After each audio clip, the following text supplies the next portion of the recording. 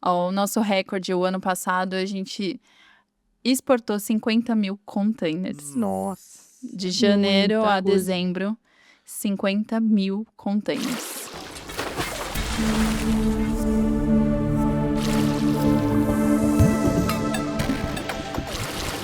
Olá a todos! Sejam bem-vindos a bordo a mais um episódio do Sem Calado Podcast. Aqui, onde você navega através de grandes histórias, de grandes personalidades que atuam na área logística, portuária e também perambulando ao redor dessa área também. A nossa convidada de hoje é super especial. Eu vou apresentar para vocês daqui a pouco. Mas antes, o Sem Calado tem um oferecimento de Intertrans, nosso amigo Steve, Camila e Rodrigo Gomes, PG Lock, do Pedro Assis, Oliveira Reparos, do Fabiano e do Léo, e agora temos mais uma novidade também, está chegando agora para nos apoiar, o pessoal da Transtec, o Caio e o Vinícius. Temos também o apoio do Rafael Lima, da SOC, Marcelo Pousada Bastos, da Videira Engenharia, Doutor Fábio Gentil, da Gentil Advogados, pessoal dos postos Portal de Santos e o Luizinho e o Elienay, da eProfessional. Mas vamos lá, vamos apresentar a nossa convidada de hoje. Ela, que é médica veterinária e atua na qualidade de portos e armazéns na JBS Friboi. Seja muito bem-vinda, Natália de Lucignori Lima. Obrigada, Emerson. É um prazer estar aqui, prazer estar falando com você, né, com todo mundo aí. Eu que sou uma ouvinte aí assídua do podcast, fiquei muito feliz pelo convite, muito grata e acho que acredito muito no potencial do podcast, né, no objetivo aí. É muito bom estar aqui. Nós estávamos conversando antes aqui sobre o alcance, né, que está tendo o podcast e o que é mais legal, você conhecer pessoas e conhecer histórias, né, como as pessoas chegaram em tal posição, que ela batalhou, né, e acho que isso que é o grande charme, né, do programa, né. Os caminhos, né, que Sim. vão se abrindo, vão conhecendo outras pessoas, formas e pessoas que vão se cruzando ali no meio do caminho, muito bom. Sim. Agora, e você? E a tua história? Como foi que você começou? Então, Emerson, na verdade, assim, desde o início, eu sempre tinha como sonho de menina aquela questão da veterinária, dos bichinhos, tudo muito bonito, mas também, de contrapartida, eu não tinha uma base dentro de casa como médicos veterinários, né? Meus pais sempre foram muito ligados à área do transporte. Sim. Então, sempre isso me pesou muito na balança. Então, eu pesava, poxa, será que eu não deveria me dedicar e estudar para algo que pudesse crescer como família, né, como negócio? Então, eu sempre colocava essa dúvida, mas ao mesmo tempo meus pais nunca me cobraram nada, né? Então, assim, me incentivaram pelo sonho, me deram aí todo o suporte, todo o apoio. E eu acabei ingressando na área da veterinária, né? Então, assim, me formei aqui em Santos, pela Unimes. E um combinado nosso era, todas as minhas férias, eu ia para algum lugar diferente. Então, eu comecei a fazer estágio no interior, estágio em hospitais veterinários fora da faculdade, né? Justamente para descobrir essa dimensão, esse mundo da veterinária, que eu sou até hoje muito apaixonada e o quanto eu puder inspirar as pessoas a seguirem esse sonho, porque ele é incrível. Então, eu tive muito contato com diversas áreas, né? Poucas pessoas sabem, mas a biodiversidade, ela permite que a veterinária atue em tudo. Então, assim, se a gente pensar, tem sim a clínica de pets, tem a clínica de pets não convencionais, né, os animais silvestres, tem a clínica e cirurgia de animais de grande porte, de animais selvagens, mas também tem tudo aquilo por trás, né? Então, para desenvolver um remédio, tem veterinários desenvolvendo ali, pesquisando, para produção de aquicultura, né? Muita ciência baseada aí para a gente conseguir crescer e expandir o mercado. Então, por exemplo, até mesmo para a ração, né? Então, a nutrição animal hoje, ela também tem trazido bastante tecnologia, porque a gente sabe que é tudo uma cadeia. Para que a gente tenha um prato de picanha maravilhoso, né? a gente tem que cuidar lá da ração que o boi, ou que o frango, ou o suíno, o peixe está comendo. Sim. E tudo isso, ele vem um efeito muito marcante, né? Então, quanto mais ciência, tecnologia a nosso favor, a resposta para nós é maior ainda. É até um tema interessante, você fala sobre esses investimentos, né? Quando a gente pensa em investimento, né, a gente que está do outro lado, a gente pensa, pô, mas essas empresas só pensam em economia, é o tempo inteiro para tornar o processo mais barato para conseguir ter um resultado melhor. E na realidade não é sempre assim, né?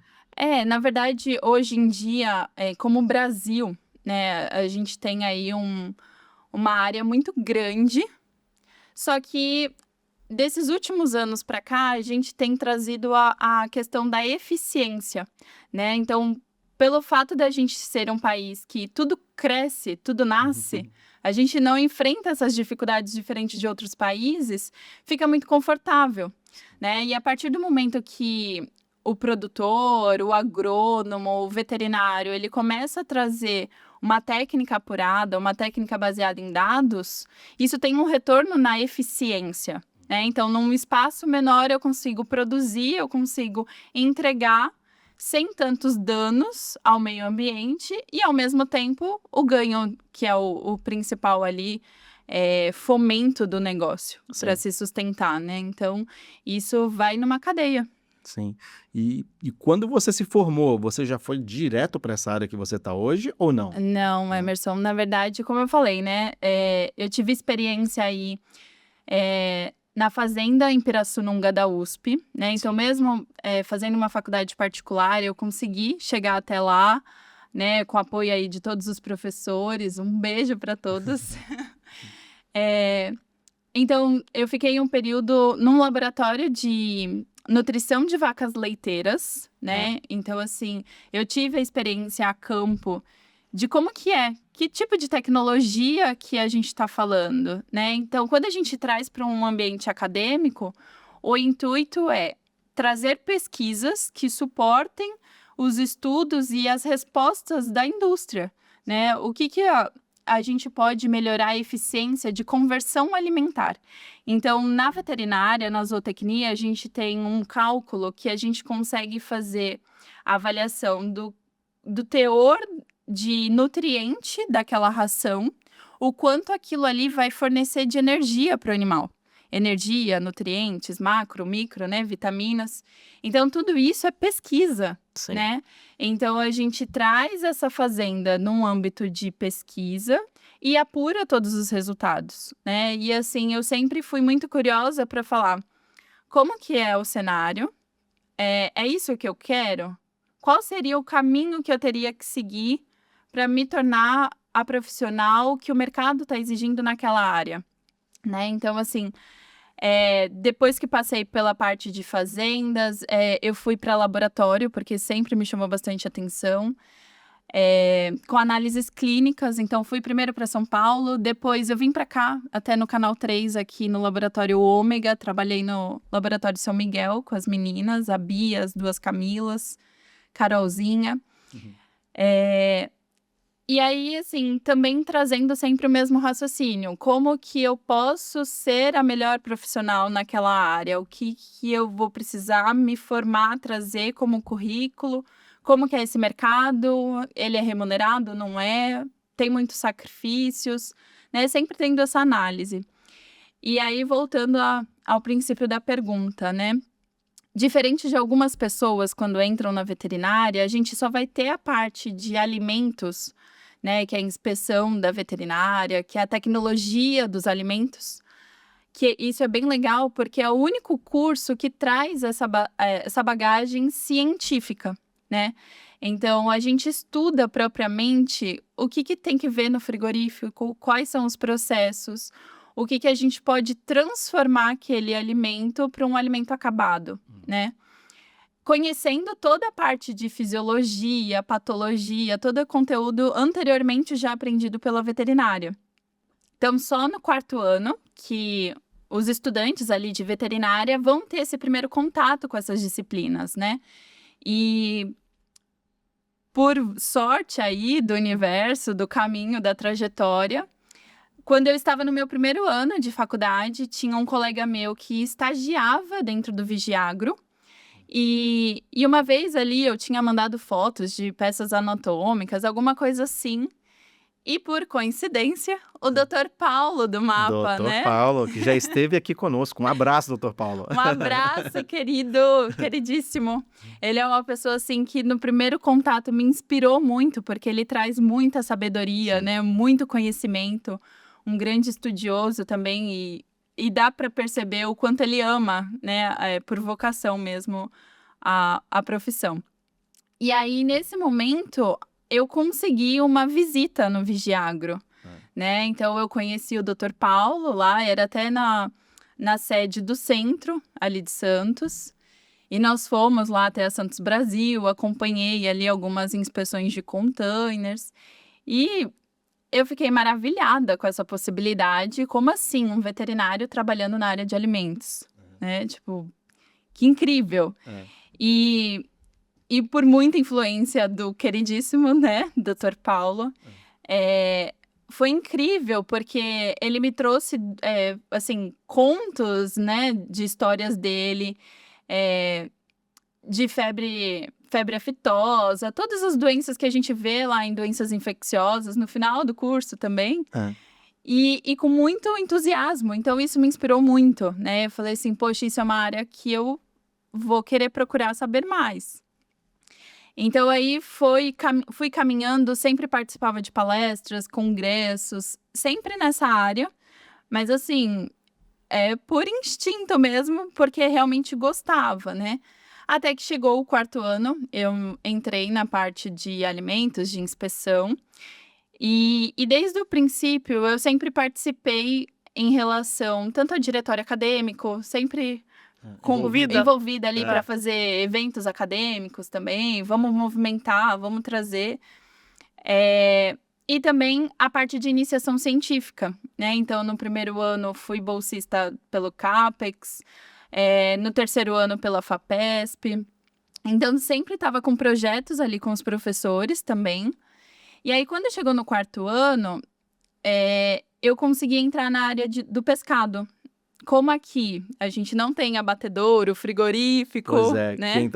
o pessoal imagina, pô, se você tá na praia, com certeza tem tudo isso. Lá deve ter peixe de tudo quanto é jeito, e não é assim, né? Não é bem assim, né? E aí, na verdade, eu consegui entrar na área de pescado, ali no Guarujá, bem no primeiro bairro ali depois da balsa. Um beijo também, Flávia, doutora Flávia Sato, que me ensinou ali tudo sobre pescado. O Fernando, a Sabrina, da WJ Pescados também, que foi uma experiência incrível, porque, poxa vida, o que a gente avalia num pescado, né? Então, eu não sei se você vai saber me responder, mas, por exemplo, quando se pesca um peixe aqui, em Santos, ele tem que ir para São Paulo, é isso mesmo? Ou não? Como funciona o processo? Então, o que a gente tinha ali de mercado de fluxo são os barcos. E assim, ribeirinhos, né, da nossa região, barcos pequenos, embarcações armadores, assim, né, bem raiz. Eles vão para alto mar, principalmente até o comecinho ali do Rio de Janeiro e voltam. Então, em média, duram 7 dias a viagem deles, tá? Eles fazem a pesca principalmente extrativista, então aquela de arrasto, né, que é a principal aqui da região. E aí eles trazem. Então, dependendo do entreposto, né, que é onde são esses lugares que vão receber a matéria-prima. E aí, assim, existem algumas legislações que exigem que ele mantenha ali uma temperatura daquele produto, né, para que conserve até que ele chegue numa unidade para fazer o beneficiamento do produto, né? Então, a gente recebia. E por ser parte de pesca extrativista, vem pedacinhos de madeira, vem plástico, toda aquela parte de resíduo do mar acaba arrastando junto, né? E ali, principalmente no Guarujá, o forte é camarão. Então, aquele camarão cinza, camarão 7 barbas pro molho, camarão rosa. A particularidade do camarão ali, dos crustáceos, né, principalmente, é o período de defeso. Então, todos os anos, eles têm ali uma quantidade de dias antes da da própria Santa Ceia, né? Então, assim, normalmente cai no período de março. Eles ficam aí no período de defeso, onde eles não podem fazer essa extração. É justamente para que a fauna se reequilibre, dê o período para Sim. voltar. E aí depois volta as pescas aceleradas como um todo, né? E eu estava até em Fortaleza na semana passada e doido para comer uma lagosta, que lá lagosta você consegue comer porque é barato, né? Aqui É. é impossível. E estava no período de defesa, eu não consegui comer Ai, que lagosta. triste. Mas, ó, tem muita fazenda hoje produzindo por cultivo. Fazendas de lagosta. É Sim. lagosta, de A de camarão. camarão eu já Lá visitei para muita. Natal, né? Sim. Aquela região ali do Rio Grande do Norte tem Eu fui bastante. numa em Canguaretama, lá no Rio Grande do Norte, é Aham. espetacular. Então tinha, para você ter uma ideia, eram 1.000 mulheres que trabalhavam lá limpando o Sim. camarão para preparar ele para exportação. Era só mulher que trabalhava lá. Exatamente, isso é um ponto muito específico do pescado, né? É praticamente a 80% a 90%, dependendo da indústria ali, eles preferem que sejam mulheres, descascando o camarão ou limpando, tirando ali a cabeça, dependendo da particularidade de cada um, né? Sim. Mas tem essa característica do mercado, é bastante mulher trabalhando junto. Caramba, impressionante. A gente já estava falando, já indo para chegar na carne, a gente já foi para falar sobre pescados. Isso Tá aí. vendo? Isso é interessante demais essa área, né? Então, assim, o que eu posso deixar de indicação para todos os ouvintes, né? Nós produzimos aqui, né? Nós fazemos parte nessa área do pescado. E de que forma que eu posso valorizar esses microempreendedores, né? Essas pessoas aí que estão lutando aqui na região. É justamente olhando o rótulo, né, do produto. Então, vai ter lá a unidade de beneficiamento, o endereço e, principalmente, o selo de inspeção, né? Então, aqui na região, a gente tem o SIM, que é Serviço de Inspeção Municipal, tem o Serviço de Inspeção Estadual, que praticamente esses do Guarujá usam o do sistema do Estado, né, que é uma fiscalização um pouquinho mais rigorosa. E acima do sistema de inspeção estadual, a gente tem o federal, que é o CIF, Uhum. que aí é quando a gente fala de frigoríficos, mercados exportadores, Sim. né? Que aí ele exige que tenha essa inspeção um pouco mais exigente para atendimento de mercados externos, né? Que aí É totalmente diferente, né? Aí já muda a conversa. muda um pouquinho. Mas vem cá, aí você se formou, e aí você já entrou na JBS ou não? Não, eu ainda caminhei um pouco, né? Essa parte do pescado, apesar de muito entusiasmo, a gente tem aí algumas limitações, não são tantas indústrias aqui.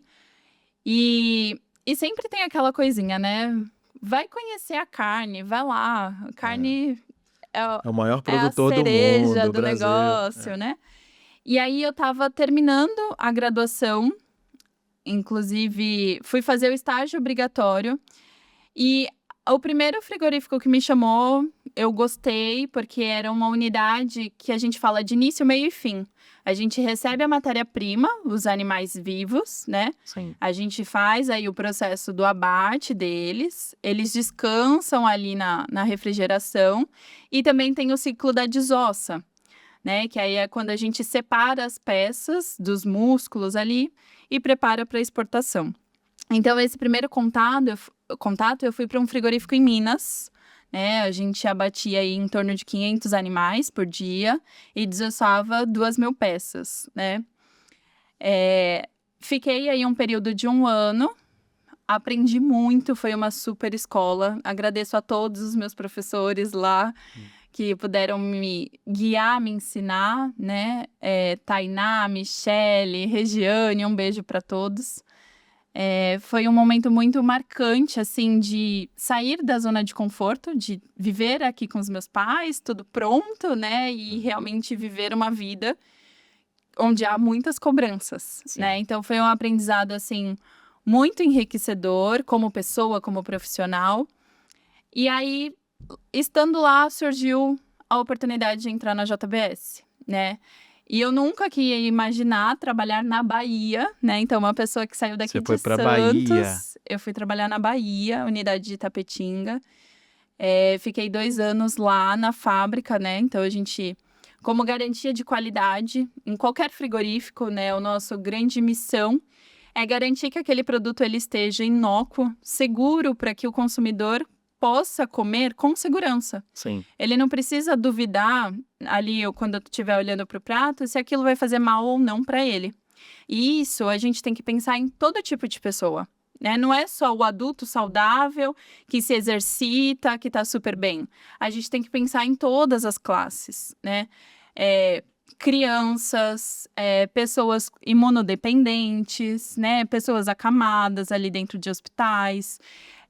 Pensar no pessoal da guerra, inclusive, né? Então, por isso que não é só produzir o alimento, é pensar em como atingir todo o público, qual a forma mais estratégica. E aí você vai diversificando o mercado, você vai conquistando novos espaços, né? E que a JBS sabe fazer muito bem, né? E vem cá, e como se faz isso? É através da alimentação, do controle, do confinamento? Como é que você faz esse controle todo para que você tenha uma qualidade no alimento? Então, Emerson, na verdade, a qualidade, ela nasce no princípio, né? Desde o nascimento daquele animal. Isso é fundamental. É fundamental que o animal ele tenha uma cura de umbigo. Sabe quando o bebê nasce? Sim. E aí tem aquele umbiguinho, né? Eu acho que as crianças ainda estão tendo, né? Ainda acontece, né? Não vem já curado. Porque com o olho aberto já estão vindo, né? Mas assim, no campo, a gente precisa tratar isso muito sério, né? O desmame desse bezerro, né? Então, o quão precoce a gente consegue tirar o desmame de uma forma segura para que ele seja suplementado com a ração e que ele esteja preparado para ir para o pasto. Então, tudo isso vai influenciar no final da cadeia, né? Então, e o que a gente comenta é que, assim, uma vez que você perdeu qualidade no meio do processo, você não recupera ela. Sim. Ela só vai descer aquele degrauzinho. Ela nunca vai conseguir resgatar de novo, né? Então, por isso que quando a gente fala de qualidade, a gente tem que controlar os processos, né? É acompanhar o desenvolvimento, é pensar em estratégia daquele próximo vir melhor ainda. O que a gente ainda tem de oportunidade de melhorar, né? Então, isso vale para a nutrição do animal quando ele está crescendo, isso vale para o manejo dele dentro da fazenda, o quanto ele é manejado, ele consegue interagir com o capataz ali, com o ordenhador, se é uma vaca leiteira. Todo esse manejo ele vai ser um reflexo também lá dentro do frigorífico, né?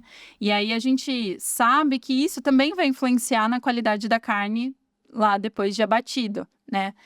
E é bem interessante esse assunto porque ele é extremamente complexo e cada vez que a gente estuda surgem mais perguntas, né? E eu acho incrível porque, por exemplo, hoje a gente sabe que se em determinado momento a gente entrar com a suplementação da ração ou de um sal mineral, por exemplo, a gente vai trazer uma característica diferente na carne. Então, por exemplo, se a carne que o meu consumidor está me pedindo é uma carne com gordura extracelular, ou seja, aquela gordurinha da picanha. Sim. Você tem uma estratégia de quando entrar com a ração. Agora, se você quer uma carne com suculência, com a gordura entremeada entre as fibras, você tem uma estratégia totalmente diferente na criação desse animal, né? Você já vai vir em passos, conforme ele está crescendo, você está engordando ele. Você não deixa engorda só para o final. Sim. Né? Então, isso muda totalmente a estratégia. E existe também as características do tipo do animal também, né? Com certeza, isso é fundamental, né? Em raças, que aí a gente fala das zebuínas, né? Que são mais provenientes da Ásia, né? Que foi a origem precursora delas. E as raças taurinas, né? Que são as raças europeias. Sim. Então, elas têm características totalmente distintas, porque são polos opostos de criação, de genética, né? E a seleção natural, ela vai funcionando, assim, implacavelmente, né? Então, quanto mais você permite aquelas ações, aquelas expressões gênicas dominantes, mas ela vai passando ali para o seu sucessor, né? Então, você vai apurando essa característica naquelas raças. O mesmo acontece com o Wagyu, por exemplo, né? Exatamente, Porque né? o marmoreio dele é espetacular. É espetacular. Mas eu te digo uma coisa, É. a gente tem muita tecnologia sendo empregada para que os nossos animais, hoje, do nosso rebanho brasileiro, cheguem numa característica para briga com o Wagyu. Né? Porque, assim, para quem não conhece, né? O Wagyu, ela é uma raça japonesa, tem características extremamente particulares, né? Talvez aí, quando a gente até compara com as europeias, ele tem uma predominância maior de marmoreio, de gordura entremeada ali na fibra. Contudo, por exemplo, quando eu entrei na faculdade, a gente falava ali de um cruzamento que precisava muito mais da expressão da raça europeia para poder ter um marmoreio, para poder ter um pontinho ali da escala, Sim. né? O Wagyu, ele tem os 5+, né? Então, hoje a gente tem estudos mostrando que essa mistura genética, ela pode ser até um pouco menor, porque a gente traz aí a resistência do zebuíno, que ela precisa para o nosso ambiente Brasil, para aguentar o calor do Mato Grosso, Sim. Mato Grosso do Sul, né? E também entregar uma qualidade muito boa. Só que isso precisa estar muito bem formulado no planejamento estratégico da fazenda, né? Suplementação, não pode ser qualquer ração. E aquela história que o pessoal fala que tem que fazer massagem no boi e tal, isso aí é o quê? É verdade ou não? É bem-estar, gente. Mas Quem não acontece isso? quer? Acontece, né? Não é uma prática que a gente vai falar assim, o nosso rebanho brasileiro segue isso. Não é a nossa realidade. Mas existem estudos que comprovam que o animal ele fica mais relaxado, né? Ele tem menos expressão de doenças, né? É que nem a gente. Se a gente tá bem, tá tendo uma vida boa, saudável, raramente você vai lembrar de ter um resfriado, né? A mesma coisa com o animal. Então, quanto mais ele tiver ali em harmonia com o meio onde ele vive, é o ideal, né? Sim. Você comentou algo antes, né? E eu fiquei curioso. Você falou que quando um processo dá algo errado, a tendência é que dê errado até o final e vá piorando. Se acontece isso com o animal, por exemplo. Com o animal, durante o processo de engorda, ele fica doente, aí você tem problema. O que é feito? Então, o animal, primeiro, ele não pode sofrer, né? Sim. Então, assim, como eu costumo dizer, o remédio, ele é um veneno também, depende da dose, Sim. né? Só que se a gente está em sofrimento, a gente toma o remédio para ter a cessão da doença e alcançar ali a cura, uma melhora do estado, né, da pessoa, do animal. Então, uma vez que um animal esteja doente, o que a gente precisa se preocupar muito, que é um assunto que está entrando aí com força e as pessoas precisam entender, porque é muito importante, isso impacta a nossa saúde também, é sobre o resíduo que esse remédio ele pode causar ou não para nós. Né? Então, assim, nós como consumidores dessa carne, a gente pode ser influenciado, né, afetado aí diretamente, mas não quero causar pânico, gente, calma. Né? Existem controles, existem todo uma série de processos rigorosos aí que garantem que a gente consuma uma carne idônea e segura. Mas aí voltando, né? Então, o animal doente, ele precisa ser tratado, ele vai lá, vai tomar um remédio. Nesse remédio existe a bula, que às vezes a gente esquece de olhar, né? Falar, não, é esse daqui, é só uma dipirona, tá tudo bem. Mas na bula do remédio, principalmente para os animais, a gente tem que respeitar o período de carência. Então, se a gente está falando de uma vaca produtora de leite, ela está usando ali do sangue dela, que vai ser transformado em leite. Estudem isso, gente. É muito legal. Eu juro que é muito interessante, né? Então, assim, como que um animal produz o leite? De onde sai o leite? O leite, ele é um processo produzido dentro do organismo da vaca através do sangue. O que está na circulação sanguínea? Vai estar o remédio. Então, assim, é tudo leite que a gente poderia beber? Não. E existem, né, laticínios que vão descartar leite, sim, justamente por esse cenário. Então, se é uma vaca produtora de leite e ela foi ali tratado com algum remédio que vai estar na corrente sanguínea, esse leite ele precisa ter o período de descarte dele respeitado, né? Então, ela vai ser ordenhada separado das outras vacas e esse leite descartado. Da mesma forma, a carne, só que a gente não vai fazer o descarte do animal, a gente vai respeitar o período da carência. Então, lá na bula, de novo, ele vai mostrar lá, período de carência para animais de corte, não abater em 25 dias, não direcionar para o abate em 25 dias do tratamento, né? Então, justamente esses períodos, eles precisam ser respeitados para que a gente mantenha aí uma cadeia segura dos alimentos. E nossa responsabilidade também, desde frigorífico, desde veterinário, tanto a campo ou na indústria, é nosso papel orientar, é nosso papel cobrar que isso seja executado, né? E agora vamos falar um pouco de logística. Logística. Que é a curiosidade do pessoal. E minha também. O Brasil é o maior produtor de carne do mundo. Mais ou menos quantas cabeças de gado são abatidas por dia? Então, Emerson, essa é a pergunta do milhão, brincadeira. Então, existem aí volatilidades, né, que a gente acaba respeitando aí o mercado, mas a gente fala aí que em torno de 80 a 90 mil cabeças por dia. Nossa, só no Brasil. Isso. Então, a gente vai falar agora sobre a quantidade de containers que são embarcadas. Mas calma, a gente vai fazer aquela pausa rapidinho, só para apresentar os nossos patrocinadores e apoiadores, e a gente volta rapidinho. Aguenta aí que tem muita história legal para contar.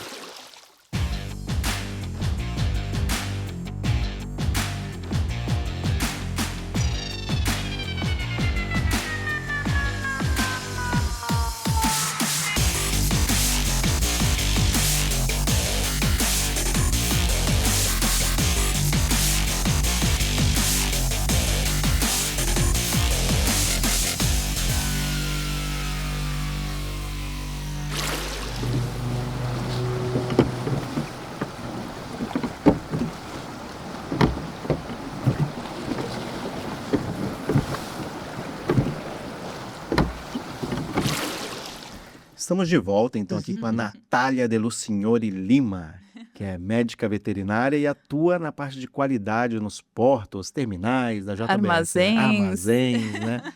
E a gente estava falando agora sobre alguns números. Você deu um número aí da quantidade de gado abatido por dia, né? Isso, Emerson. E, na verdade, assim, o que a gente estava conversando aqui, né?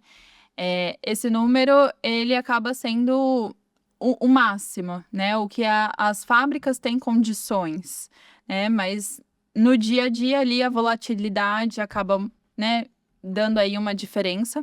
Aí vamos lá. Agora eu vou fazer uma pergunta de vestibular. Quero ver se você sabe responder. Se você abate, vamos pensar nos 90 mil por dia, todo santo dia. E você precisa de 2 a 4 anos, é isso? Para poder abater um boi? Na verdade, isso seria boi a pasto, né? Então, assim, pensando num boi que vai ficar ali comendo o capinzinho dele tranquilo, sem pressa, ele leva aí seus 2 a 4 anos. Sim. Só que hoje o negócio tá muito acelerado. A China não vai esperar esses 2, 4 anos, né? E eu digo assim, por legislação, eles querem um animal jovem. Sim. Eles querem um animal precoce, com eficiência. Então, por exemplo, né, a China aí, que é um dos mercados mais exigentes, eles exigem do frigorífico que o animal ele tenha até 30 meses de idade. E aí uma curiosidade, tá? O bovino, ele é identificado, claro, ele tem o chip lá do cadastro do Sisbov, mas existe dentro da fábrica uma reconferência da dentição, que a gente chama de cronologia dentária, que é o CIF, né? Então, o Serviço de Inspeção Federal, eles vão lá, avaliam quantos dentes, se é dente de leite ou se é dente permanente. Então, assim, a diferença, né? O dente de leite, ele é menorzinho, ele é mais branquinho. O permanente, ele vai ter aquela coloração mais marfim, mais envelhecido. conforme o animal vai ficando mais velho, a arcada dele vai achinelando, né? Então vai abaixando. E outra curiosidade, a parte de cima, bovino não tem, ele mastiga com a parte de baixo. E através disso que eles identificam a idade. A idade do animal. Caramba. Então, por exemplo, um animal China, ele tem que ter aí de 4 dentes para menos. Ele tem que ser um animal precoce, né? Caramba. Então, mas considerando tudo isso, então se você abate 90 mil por dia, precisa ter quantos no pasto? Precisam Difícil, muitos, hein? É muito, né? Cadê a ajuda universitária para Nossa, fazer esse precisa fazer um cálculo? cálculo, porque é impressionante. Então, se bobear, tem mais boi Do que do gente. que gente aqui Isso é. no Brasil. O nosso rebanho de animais é maior do que a população Ou brasileira. seja, tem mais de 200... Nossa, é muita gente. 200 milhões de pessoas. É muita coisa. Muita, muita coisa. E aí não é à toa que a gente bate os nossos recordes atrás de recordes, né? Então, me conta isso, vai. Falando agora, entrando para a área dos containers, né? Então, quantos quilos, mais ou menos, na média, em cada container de carne? Então, os nossos containers, eles estão aí numa faixa entre 25 a 30 mil quilos de Sim. carne, né? Depende muito do mercado, de como ele quer esse produto, se é uma carne enlatada ou se é um container de envoltórios naturais, que são as tripas, Sim. né? Então, depende muito do produto, de como que ele vai organizado no container, que temperatura que ele vai, porque tem a circulação de Sim. ar, né? Então, assim, tem vários fatores para que a gente defina qual vai ser a melhor forma de estufagem, qual vai ser a melhor embalagem para aquele produto. Tudo isso é desenvolvido lá com o pessoal da P&D, né? De 25 a 30 toneladas. E quantos containers por ano? Por ano. Tem ideia?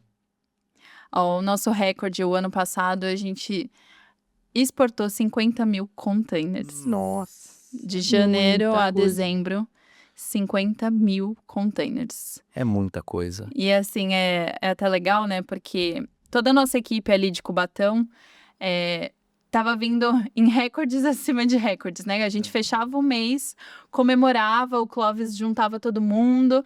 E aí falava, gente, parabéns, nós conseguimos superar o desafio, vocês foram excepcionais. Chegava no mês seguinte, aumentava a régua e a gente ia lá e entregava de novo, né? Caramba.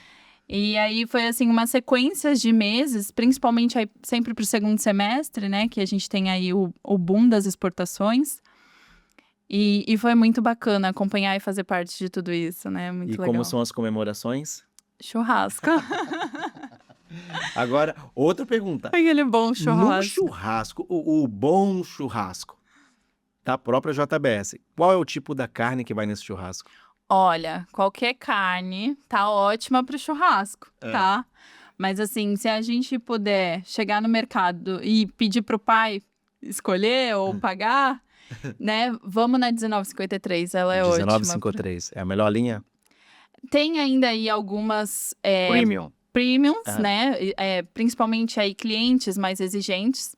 Mas no mercado será mais comum encontrar a Swift Black, que ela Sim. é acima ainda, mas é muito boa. Muito bom. Então, 50 mil containers. E qual o principal destino hoje? Ainda é a Europa ou já é a China? Então, considerando o cenário, Sim. ainda é China, né? Ela bate aí esses recordes.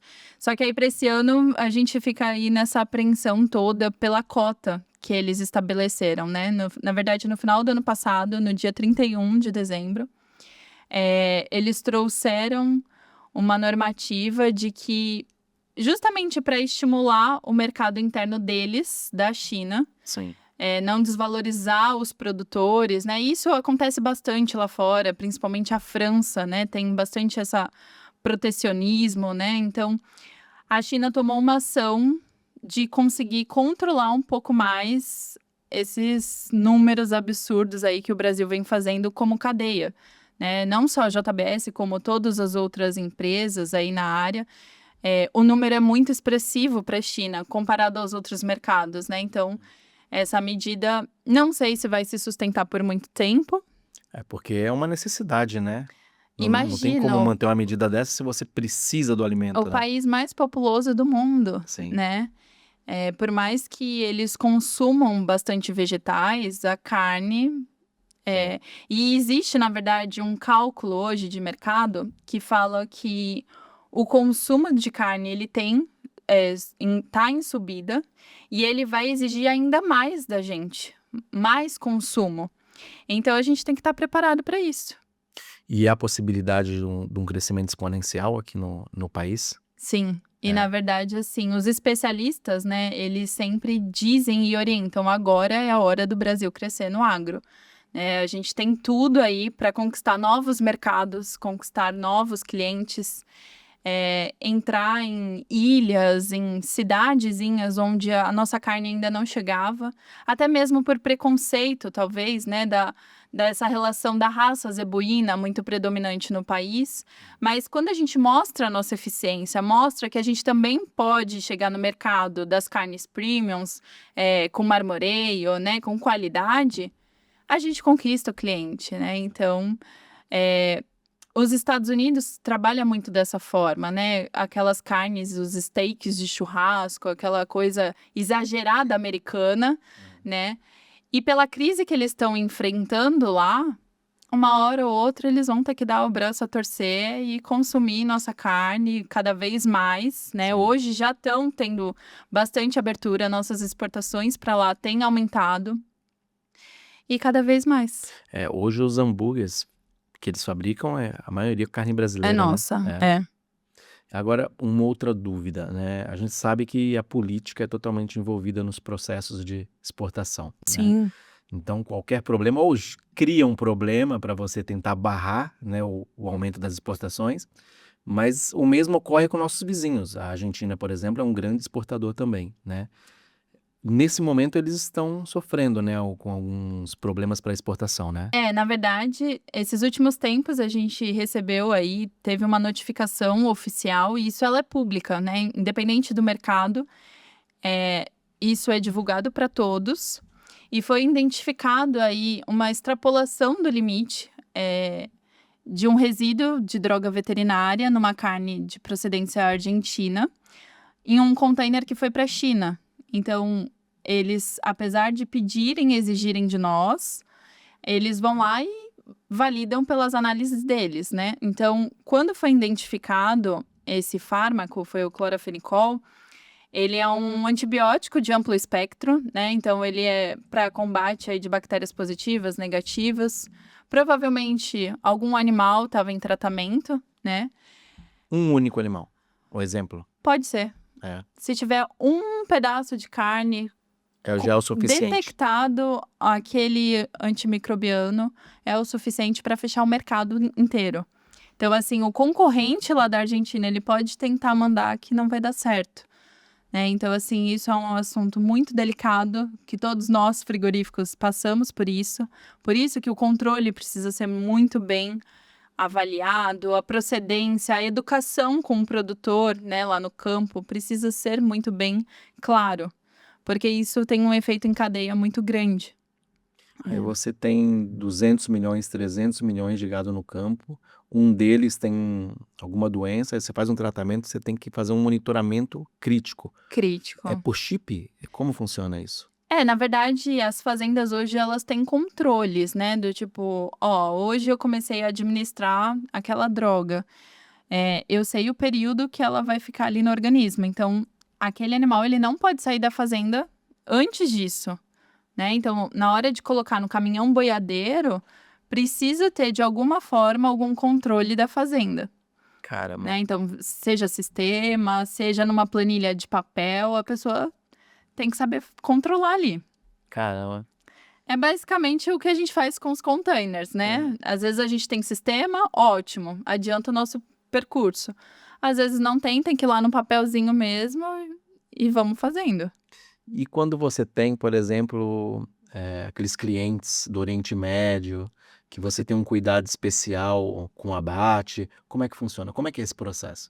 Que eu acompanhei, eu achei sensacional uma vez, mas conta pra gente como funciona. É muito bacana, né? Na verdade, assim, e até mesmo nesse mesmo raciocínio, né? O Brasil aí como o maior exportador, ele consegue produzir carne para nós, mercado interno, e para o mercado externo, para os países onde eles não têm essa produção bem estruturada, não tem base para ter esse rendimento como nós.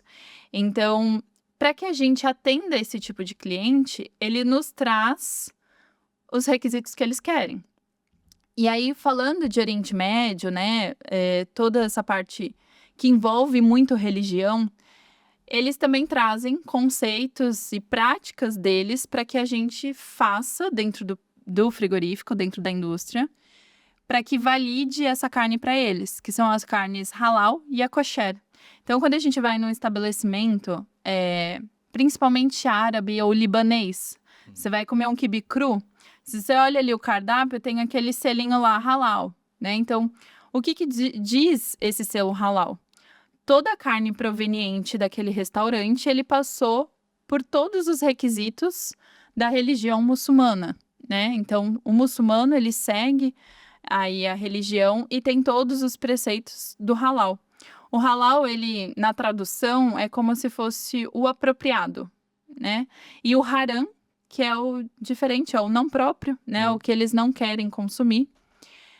Então, existem várias regras, né? Ritos. Então, por exemplo, na hora do sacrifício mesmo, ali da degola do animal, precisa ser um muçulmano dentro do frigorífico. Ele vira o animal em direção à Meca, né? Ele faz a reza em nome de Alá, Alá o maior, e faz a secção ali dos vasos, né? Aqui do pescoço.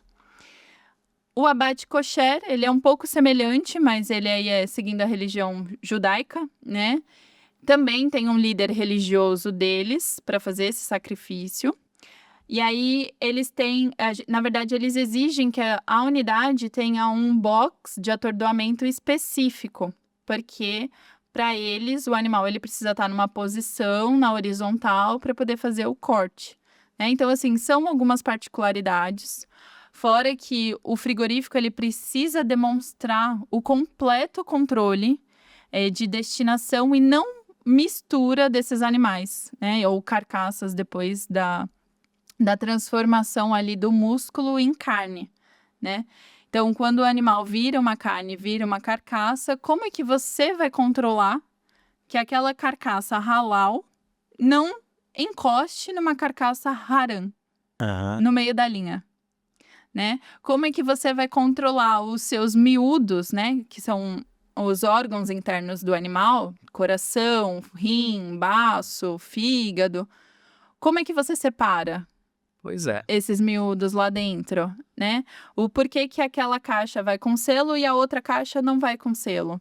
Então, tudo isso precisa estar muito bem estruturado, muito bem sincronizado dentro do frigorífico. As pessoas precisam conhecer. Não precisa ser muçulmano nem judeu, né? Mas elas precisam conhecer essas religiões, conhecer o que isso significa, né?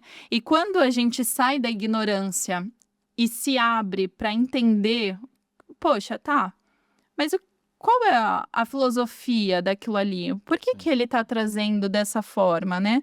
E quando a gente estuda um pouquinho, a gente vê que, na verdade, é todo um sacrifício, né? Para eles, e também para a gente, mas a vida daquele animal, ela é sagrada. Então, o rito de passagem também precisa ser sagrado. Então, para eles, precisa ser consagrado com uma pessoa da religião, né? O animal, ele realmente precisa ser sacrificado, então ele não pode ter um atordoamento antes, uma insensibilização, coisa que, quando a gente fala, no nosso bem-estar animal, quando não tem essas exigências de mercado, o animal no frigorífico, ele é insensibilizado. A gente tem uma etapa onde a gente provoca um atordoamento.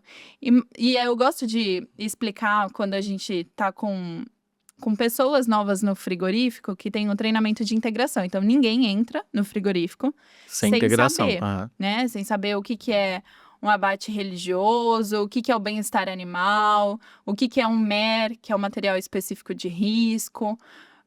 De uma forma, no geral, todos os riscos são passados para os colaboradores, né? E aí eu gosto de brincar que o atordoamento, ele é o procedimento semelhante ao que os lutadores de UFC fazem, né? Então, assim, a gente tem um ponto exato no centro da cabeça.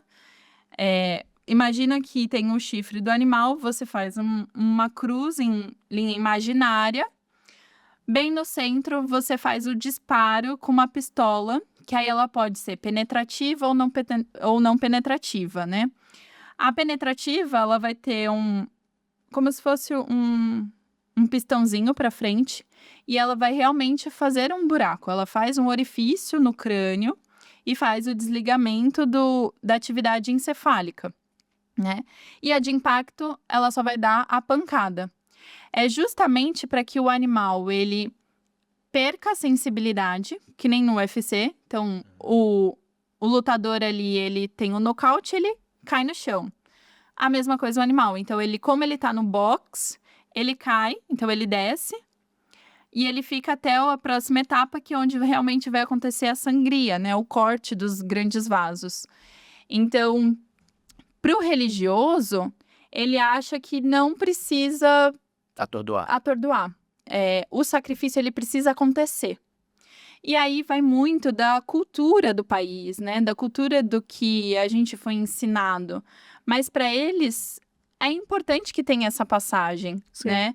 E todos os ensinamentos que eles trazem em relação à própria contaminação, né? Porque ele nos força a manter um controle rigorosíssimo dentro da indústria, né? Para não Sim. ter esse contato, conseguir fazer as ações no momento que precisam ser feitas. Então, isso a gente só tem a ganhar. Eu acompanhei um processo também numa planta de frango. E era super interessante. Os frangos vinham pendurados numa esteira. E aí eles tomavam um choque, né? Uhum.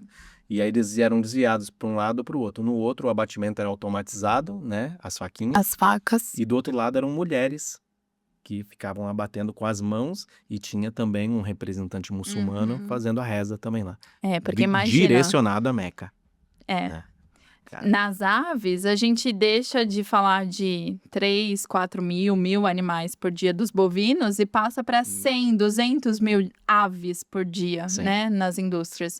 Então, o ritmo é muito, Eu acho que muito chega a acelerado. milhões. Chega até milhões. Por dia. Impressionante. É um número, assim, absurdo, né? É impressionante o que a gente consegue produzir de alimento, né? Com certeza.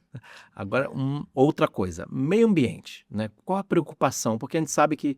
Vamos imaginar que tem 200 milhões de gado no pasto, né? E eles geram metano e tal. Como é que é feito? Quais são os cuidados para isso? Para cuidar do metano?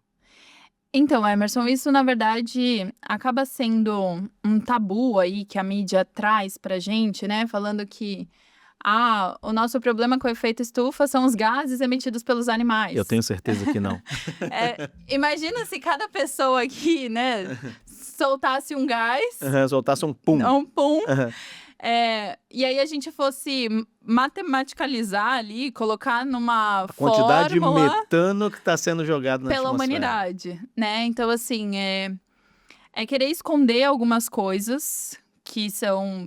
Sei lá, tô dando minha opinião aqui, né? Como o desmatamento é muito sério e aí precisa, né, ser controlada. Não estou dizendo que o gás metano não seja. Sim, mas ele tem formas de como ser tratado, né? E de que forma que eu vou poder operacionalizar isso. Porque o que adianta falar assim, o animal tá no pasto, ele tá emitindo gás. Tá, eu vou colocar ele onde? Pois é. Qual é a solução daquele problema? Eu cheguei a ver alguns projetos argentinos em que eles colocavam um reservatório na cabeça, na parte de cima do animal, e eles iam recolhendo o metano e utilizava para gerar energia. E assim, mas e o sofrimento, né? Por quanto tempo você vai conseguir sustentar isso, né? Assim, o que nós trazemos de tecnologia, que está sendo muito bem desenvolvida também aí pela empresa, são justamente as estufas, né? Então, assim, todo material orgânico, ele tem a possibilidade de produzir gases. Sim. Né? Então, imagina a quantidade de animais que a gente tem nos currais todos os dias, né? O quanto de material orgânico, e aí pensando fezes, urina, são ali despejados, né, no chão ali do curral. E aí, nessas grandes fábricas, já existe aí projetos, na verdade, em algumas já executando, de recolhimento desses compostos, né? E aí eles direcionam para as estufas, onde nessa estufa, nesse ambiente controlado, e assim, conseguindo potencializar, né? Você tem parâmetros e consegue medir, você consegue potencializar, diminuir, você tem controle sobre aquilo. Sim. E aí, através daquela estufa, a gente consegue trazer a eletricidade, a energia, Sim. né? E tem uma parte aí da frota da transportadora, da JBS, que utiliza esse gás, né? Tem alguns caminhõezinhos que servem para centros de distribuição para atingir o mercado interno, né? Assim, açougues de rua, para atingir todos os bairros, que eles são movidos também, Metano. né? Então, assim, é um trabalho onde realmente a gente pode executar, né? Tem um ganho, tem algo que possa ser trabalhado, né? São não só uma ideia filosófica de trazer o problema, tudo bem, mas e a solução, Sim. né? Não é possível aproveitar tudo, mas parte você consegue fazer um aproveitamento e transformar em eletricidade, né? Com certeza. Pô, que legal. E assim, a gente ainda brinca, né, que a indústria do frigorífico, né, e aí com maior propriedade do bovino, a gente não perde nada. Exatamente. Era isso que eu ia te Absolutamente perguntar. nada. Né? Assim, se você pensar, mas e os cílios daquela vaca ou os cílios daquele boi, né? Também é aproveitado. A gente pode fazer pincel de maquiagem, a crina ali, o cabelinho do rabo do boi, vai virar também pincéis. O casco do animal, o casco é a unha dele. Hoje vira brinquedinho de cachorro também, com pasta ali de sabor de carne. Os envoltórios, né, como a gente tinha falado anteriormente, ele vai ser a tripa, né, o intestino do animal depois de tratado, que aí ele vira um envoltório salgado, ele vai transformar o embutido, né, numa peça de salame, uma peça de linguiça. Sim.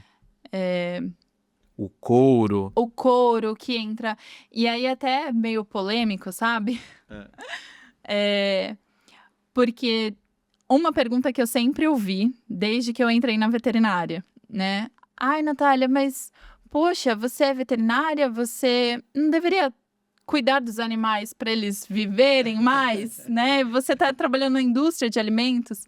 E eu fico, sim, porque a gente tem que garantir a nossa carne ali, né? A proteína, garantir a nossa segurança, e principalmente do homem, né? E garantir que todas as legislações, elas sejam cumpridas, né? E principalmente aí, dessa parte aí polêmica que tem, respeito, eu acho super legal, os vegetarianos, os veganos, mas assim, gente, cuidado, porque na ciência a gente sabe que para desenvolver algumas vacinas, alguns remédios, antes a gente ainda precisa testar em animais. Ou a gente, às vezes, não diretamente no animal, porque hoje a gente já avançou bastante com a ciência para isso. Mas, de repente, como acontece, porque eu trabalhei no laboratório de zoonoses bacterianas da USP, e lá a gente fazia bastante análise de leptospirose. Então, tem algumas cepas de virulência que a gente precisa analisar justamente no soro de um animal. Né? E aí, como que a gente vai pegar esse soro? Vai sacrificar um animal? Não. A gente utiliza o que está lá da indústria de alimentos. Sim. Os animais já estão ali. Então, é respeitar, levar realmente a sério todo aquele sacrifício e absorver no mercado em todas as áreas, né? E aí, como você bem disse, o couro, né? Mas eu não uso bota de couro, eu não uso calça de couro. Tudo bem, mas e seu carro? Ele é estofado com pano ou ele é estofado com couro? A gente passa despercebido, né? A própria borracha, né? Os pneus, eles também usam derivados aí, né? Então, assim, é um assunto muito complexo, que aí exige maturidade das pessoas para entrar nessa conversa. E E todo mundo é livre para fazer suas escolhas. E tudo bem, eu reduzir o consumo de carne, porque eu considero que tem que ter uma outra dinâmica. Ou, não, eu não vou consumir carne, eu só vou consumir ovos. Né? Vai da política de cada um. Eu só acho que cada um tem que respeitar o outro de acordo com a opinião dos outros, né? Então, tá tudo Faça certo. o que você quiser da sua vida, mas deixa o outro também fazer. Respeita ali, Respeite, né? Agora vamos de histórias. Alguma história legal que você queira contar? Da sua trajetória? Na verdade, é uma curiosidade, né? Eu já morei na mesma casa junto com uma fiscal do mapa. Que atuava contigo. Atuava no mesmo frigorífico. E como é isso? Por incrível que pareça. Né? Foi bem no início, assim, quando eu entrei no frigorífico em Minas. E aí eu sempre muito curiosa ali para desenvolver, para entender, aprender tudo o que estava acontecendo. Então, quando uma carcaça ela tem alguma suspeita de doença, né, ela é direcionada para o DIF, que é o Departamento de Inspeção Federal. Que é justamente onde o veterinário do mapa, né? Então, é o veterinário ali ou credenciado ou pelo concurso. Ele vai lá e avalia todo o conjunto do animal. Então, a cabeça, a carcaça, os órgãos. E ali ele consegue ter uma noção se aquele animal ele tinha uma doença ou não. E eu achava aquilo incrível, né? Ficava vendo ali, às vezes, os vermes, né? Os parasitas ali se mexendo. E eu ficava, gente, que incrível! Ou pegar um abscesso... linfonodo, um pulmão cheio de tuberculose, né? Assim, Nossa, que maravilha! Mas era coisa que a gente, assim, só via em livro, né? E, assim, muito legal. Até tumores a gente via na linha. Então, era algo, assim, que eu amava. E aí, por essa curiosidade, a fiscal, nessa situação, né, falou: Poxa, Natália, eu sei que você tá morando no hotel, né? Porque eu fui pra lá só pra ficar 3 meses e fiquei 1 ano. Tá. E aí ela me fez o convite, você não quer morar lá em casa? Porque são 2 quartos, você pode ficar com 1 quarto. E eu acabei tendo essa experiência de morar com uma fiscal. Difícil, Muito legal. né? Mas tudo bem. E até falando na fiscal, falando sobre pessoas, homenagens. Você já fez algumas aí, você foi contando sua história já citando algumas pessoas, mas tem mais alguém que você gostaria de comentar e fazer uma homenagem? Em primeiro lugar, com certeza, aos meus pais, né, que sempre apoiam aí, a minha irmã também. Aos meus professores, né, que sempre incentivaram, vai lá, você consegue, a gente tá aqui, se precisar de alguma coisa, grita, né? As pessoas no frigorífico com quem eu fiz amizade, que foram incríveis. Professor Ricardo, né? Professor Container, sim, que é muito Ricardo incrível. Duarte. Juarez, o mestre. Juarez, opa! Né? Que é meu parceiro ali do dia a dia. A minha gestora, a Mariana, incrível. Ela sempre consegue nos trazer aí uma luz, um direcionamento para a gente conduzir da melhor forma. A todo mundo da unidade ali do Teconfri, de Cubatão, né? Que a gente trabalha no mesmo propósito, na mesma entrega, que é cada vez mais poder ter a nossa carne na mesa de todos os consumidores, né? Muito bom. E agora vamos para mais um quadro. Você vai indicar um livro agora, é o Papo de Convés. Você vai indicar um livro e aí o pessoal de casa vai, através de um QR Code, poder comprar esse livro aí através da Amazon. Muito legal. Opa, qual livro você indica? Um livro que não vai ter relação com a veterinária, não vai ter relação com a logística. É um livro que... Ele é super curtinho, mas ele me toca muito. E eu acho que pelo menos uma vez na vida a gente tem que ler, né? Que é A Morte é um Dia que deve ser vivido. A Morte é um Dia que deve ser vivido. Pô, legal. Ele é muito incrível, ele traz uma compreensão aí sobre a vida como um todo, né? Ou como a gente passa por vários caminhos, né? A gente até tinha brincado que no início ali, quando eu pensava, vou seguir a veterinária, eu vou para ajudar meus pais na logística, decidi seguir a veterinária e de repente eu fiz Caiu a na volta logística. toda e voltei para a logística, né? Então, é a vida como um todo, né? Não é só um trabalho, não é só o lado pessoal, é sempre o equilíbrio. E ele traz aí algumas reflexões muito legais. Pô, legal. Então você que está acompanhando aí, já está vendo na sua tela aí um QR Code, é só você acessar, você já vai direto lá através do nosso parceiro Amazon, comprar esse livro com super desconto de Sem Calado. Obrigado Muito pela bom. dica, muito bom, né? E estamos chegando ao final, Natália. Muito obrigado por ter aceito o Obrigada, Emerson. convite, ter contado essa história, muita informação. Acho que tinha informação aí para mais umas 3 horas ainda de podcast, Tem. mas muito legal, muito interessante. Tenho certeza que o pessoal que acompanhou também tirou muitas dúvidas. Devem ter ficado com outras também, né? O que é normal, mas muito legal. Obrigado por você ter aceito o Obrigada, convite, ter Emerson. contado sua história e falado tanto aí sobre esse tema. Tão legal. Fico muito agradecida, muito feliz, né? Eu sou aí ouvinte assídua de vocês. Eu acho que esse podcast, ele traz uma expansão muito grande, coisas que a gente nem sequer imaginava de profissão, né? Ou de caminhos a serem seguidos, e isso estimula muito.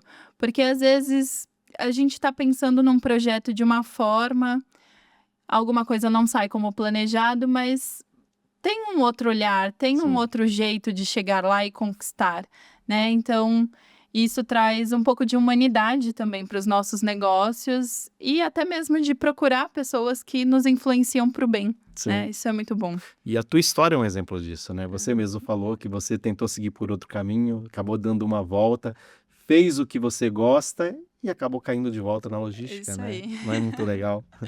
Mas muito bom. Mas antes da gente finalizar agora o último quadro, A Deriva. Então vou falar algumas palavras, mencionar algumas coisas. Você já sabe como funciona a dinâmica, então você já vai responder direto. Ai, meu Deus. Vamos lá então, Natália. Você já falou da família, mas de praxe, né? Você falou que fez uma homenagem pro seu pai, sua mãe, irmã, né? Mas qual a importância deles para você, para tua vida, para tua profissão? Nossa, é total o meu alicerce, né? Eu sou muito ligada à família, tanto é que foi um dos grandes motivos de ter pedido essa transferência aí da Bahia para Santos, precisamente Cubatão, né? Mas assim, meu pai, o Fábio, a minha mãe, a Kelly, minha irmã, a Milene, todos eles são extremamente essenciais, né? É se sentir em casa, né? Sim. Mesmo que numa dificuldade ou na alegria, é eles que eu quero compartilhar, né? Dividir aquele gostinho de, poxa, pai, mãe, olha, o Emerson me chamou para ir lá no podcast, sabe? Aí eles, poxa, que legal, não, vai, com certeza vai, né? Todo sacrifício aí vai valer a pena. Pô, que legal. Muito bom, muito bom. E você conhece todo o processo, né? Então você está dentro desde da criação, o abate, o corte, carregar no container, depois exportar, mas hoje você está ligada bastante nessa parte de logística, né? O container em si, né? Para você hoje, trabalhar com container era algo que você imaginava? Nossa, eu nunca sonhava, né? Eu sempre vi em casa ali com os meus pais, mas nunca nem sequer imaginava que você conseguia controlar a temperatura de um container, né? E assim, isso foi muito legal, porque eu conheci esse mundo através do mestre, o Juarez, né? Me ensinou tudo aí que eu sei sobre containers. E, na verdade, o nosso principal objetivo, né?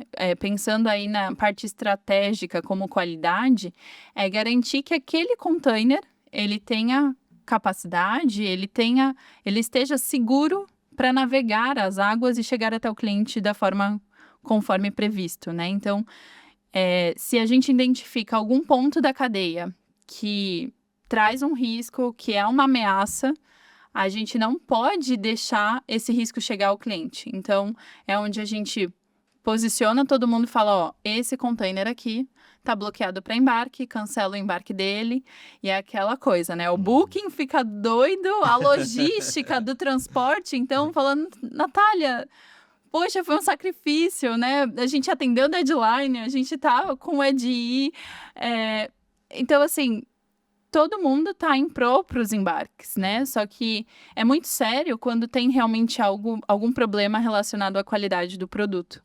Então, é nesses casos onde a gente faz o bloqueio, não permite, direciona aí para um armazém que seja habilitado ou um retorno para a planta, justamente para a gente conseguir avaliar a condição do produto, né? Então, aí a gente vai adquirindo expertise nesse negócio, o que é um problema, o que realmente talvez não seja um problema, o que a gente tem que olhar para poder tomar essa decisão e não errar, né? Porque a logística cobra isso da gente também, né? A gente não vai ficar bloqueando numa suspeita, num achismo. A gente tem que ter baseado em evidências, em provas que subsidiam que a qualidade está em risco. Sim. E o que te encanta mais hoje? A logística ou a veterinária? Já que você está nessas duas áreas.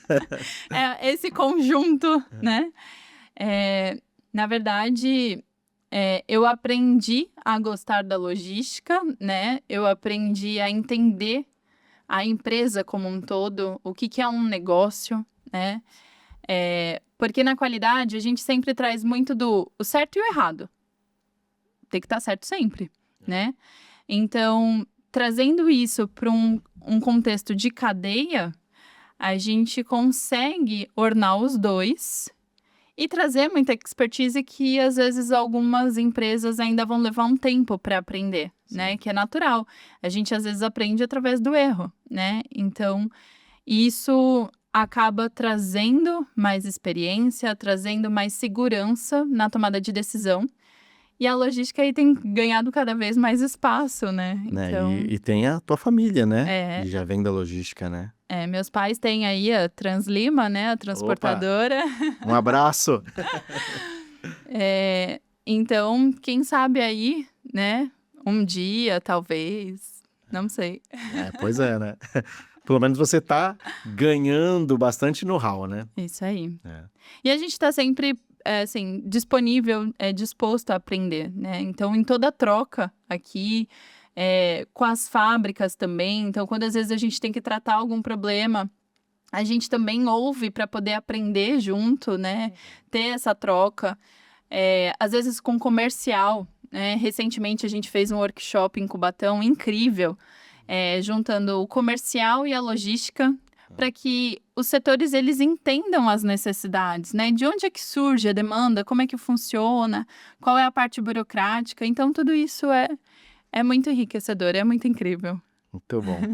E agora, para a gente finalizar, você fez veterinária para cuidar dos animaizinhos.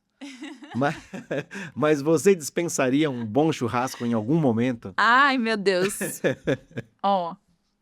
Eu não posso falar pelo futuro, né? Eu posso contar as histórias que já aconteceram.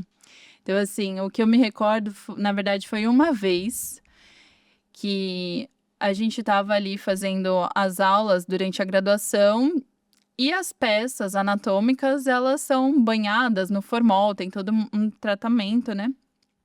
E o cheiro, o odor é muito forte, principalmente se você ficar horas no laboratório, né? Então, naquele dia, eu tava com aquele cheiro debaixo do nariz, que eu podia entrar em qualquer ambiente, que eu ainda sentia ele ali junto comigo. E aí, justo nesse dia, meu pai falou, poxa, vou assar uma carne, vamos fazer um churrasco. Eu falei, poxa, pai, hoje eu vou assistir vocês comerem, porque hoje eu vou fazer um pãozinho ali, um sanduíche, alguma outra coisa. Mas, na verdade, assim, foi o único momento que eu me lembre de ter falado hoje não. Mas assim também até eu. Foi. Muito bom.